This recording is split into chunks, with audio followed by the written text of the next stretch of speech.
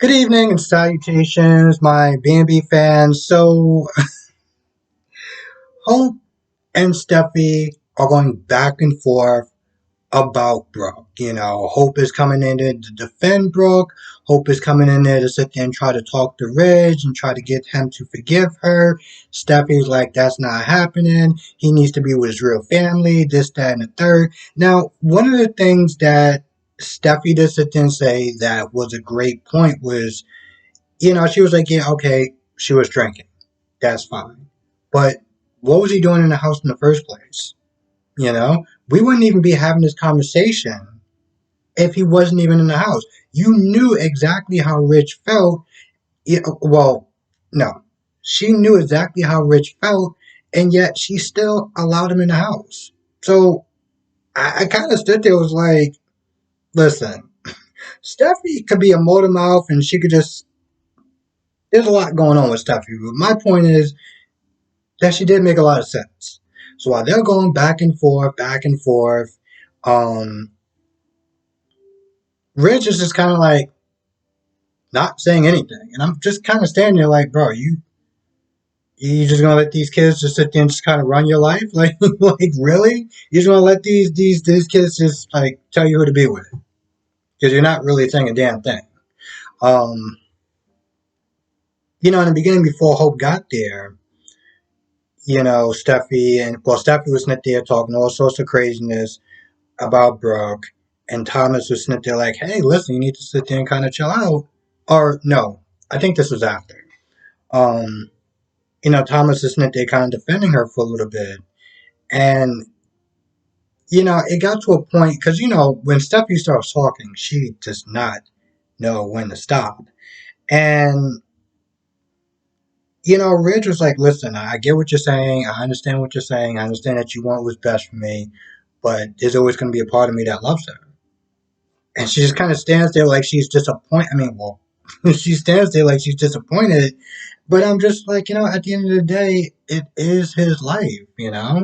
And there's a fine line between supporting your parents, supporting your loved ones, and you literally just no no no no no no no no no, just nagging them to the point where they just get so beaten over the head by everything that you're saying that they're just gonna sit there and just go along with it.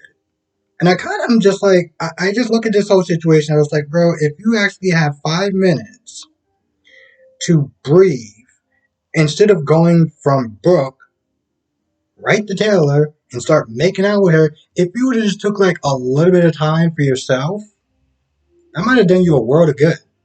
That might have done you a world of good. That might have done Taylor a world of good. I mean, Taylor keeps talking about there's no pressure, this, that, and the third, but yet she's all up in his face. She's kissing him. She's holding hands. She's letting him, you know what I'm saying? Like, what are you doing?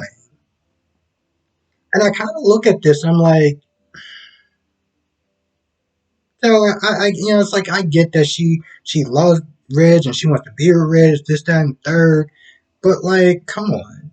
It hasn't even been a week. And you're totally cool with this man, let alone a week from being with Brooke, just kissing you, and you're just totally cool with that? Like that's just your level of standards these days? Just whatever? I don't know. I have issues with that. Meanwhile, Brooke is with Liam, and Brooke is starting to realize that she might have made a mistake. Just giving Ridge his quote unquote freedom, giving him his divorce. It's not really what she wanted, but she felt like she was doing what was best for him. And when she said that, Liam was like, I'm sorry, what? What did you say? And, again, Brooke kind of realized that, she wants to be a Ridge, she wants to fight for Ridge, and she felt like she gave up too soon. So Liam's like, yeah, go get your man, go get your relation, go fight for your marriage and stuff like that. Go in there. So she's all fired up, and she goes to the house. I guess she's gonna go to the house and then go out again or whatever. After washing her face from all the crying that she's been doing, and Deacon's at the door.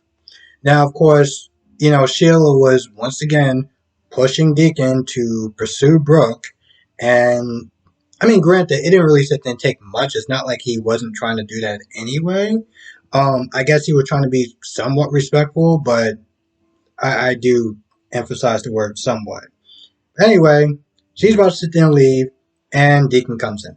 And Deacon gives her some sort of gift or whatever. I don't exactly remember what it was, but it was some sort of gift. Um, that made her smile. It was something that, he remembered that she liked or whatever. So she smiles, but then she's like, yeah, we're not sitting there taking a trip down memory lane. And I just kind of look at this whole thing and it's like, why do you keep letting this man in your house? You do understand this is the reason why your marriage is in shambles, right? Like, you do understand that, right? And yet, you're about to sit there and fight for your man, but yet you're allowing the person that kind of destroyed your marriage. I mean, don't get me wrong. I'm not blaming this all on Deacon. This is her and her choices. But still, you know that that's the problem, and yet you still allow that problem to come into yours and your husband's house. So, like, have you really learned anything? Um, she does sit there and tell Deacon that, she still, she made a mistake as far as giving up too soon, and she's going to fight for Ridge and fight for her marriage. And you can just see the disappointed look on Deacon's face. And, in the beginning, when I looked at his face, I was like, oh, I feel kind of bad for him. Just the look on his face. But then I was like, bro, you realize that she is still married, right? Like, this, what I'm saying? This whole breakup, everything like that, this is not like this was a couple of months ago. This was probably like about a week or two ago. You didn't actually think that you were just going to swoop in and just, you know, kind of rekindle what y'all have from back in the day, right? Like, you didn't think it was going to be like that easy, right? Because, like, what was you thinking?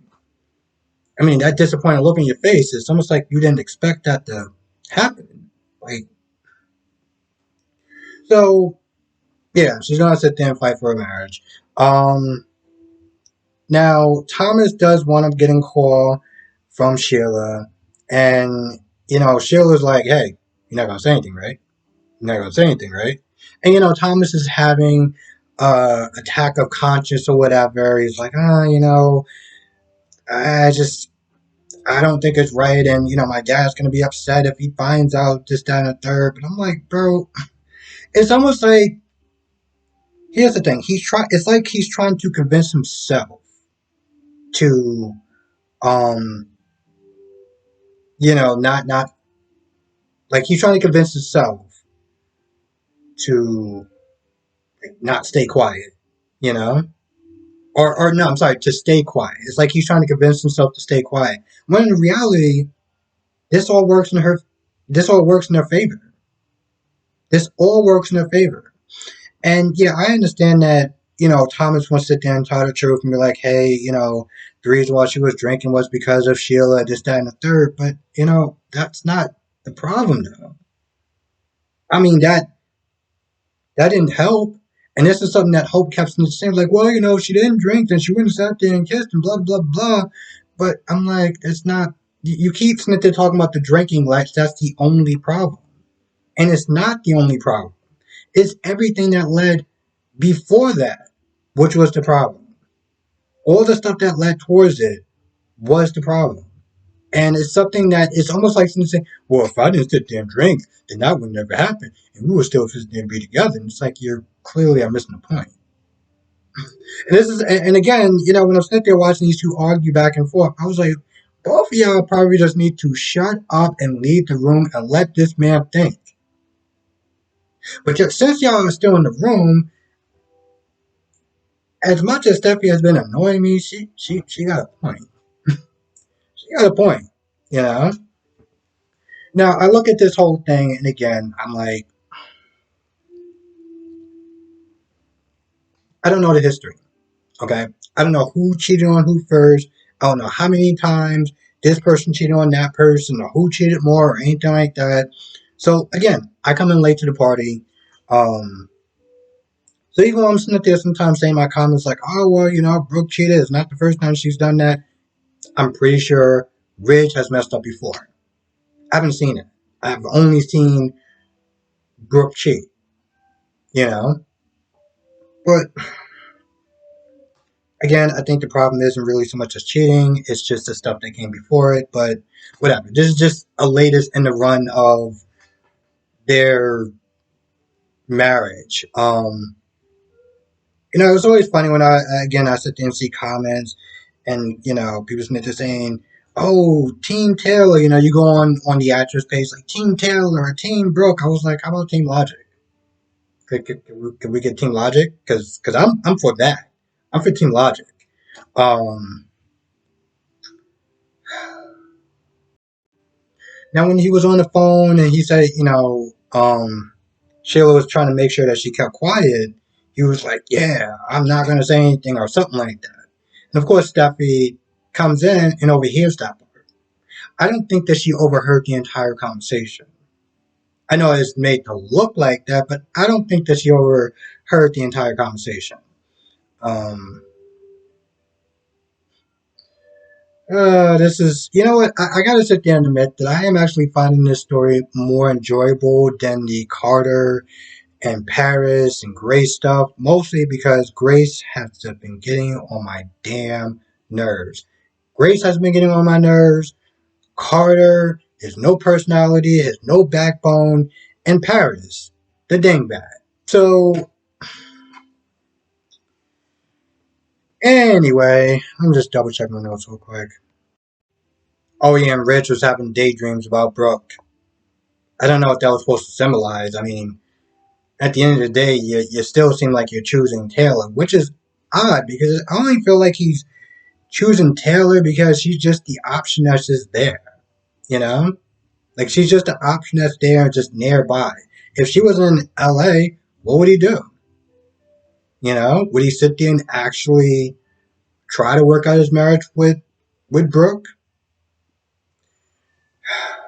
I don't know. I feel like that's about it. Oh, so I feel like that's about it. I mean, yeah, there was Liam and Hope talking, but all they did was talk about Brooke being there and Brooke trying to fight for a match and Hope being kind of disappointed, kind of upset that, Brooke is going through so much pain and everything like that. And the argument that they had, in the conference room at work where they're probably supposed to be, working.